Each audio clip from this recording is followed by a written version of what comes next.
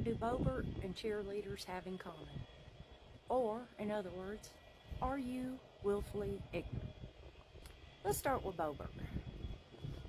We have a gentleman that serves in Congress. He's actually married to a gentleman. That's right, 2 men married.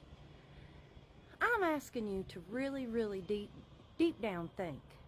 If him and his husband had been at Beetlejuice and gave each other a hand job in that theater, do you think they would have been treated the same way? Or do you think some men would have put a stop to it immediately?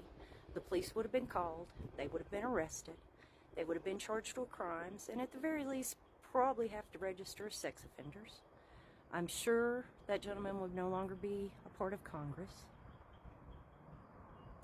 And you say, well, how on earth does that tie into cheerleading? Well, you got those willfully ignorant that'll act like that congresswoman was all okay, and it was all okay that she didn't get arrested or thrown out of Congress because she just failed in her Christian values. That's willfully being ignorant, because you know if that had been 2 men, it would have been different. How do I tie cheerleading into that?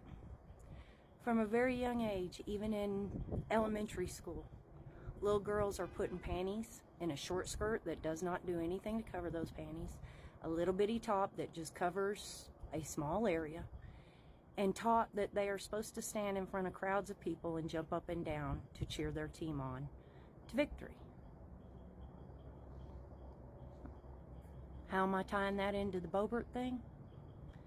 Well, people always say that gay people, drag queens, and transsexual people want to sexualize children.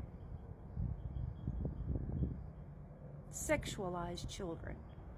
I don't see anybody gay, a drag queen, or a trans person putting no little children in panties and a short skirt and a little bitty bra thing and telling them to go jump up and down in front of a bunch of people.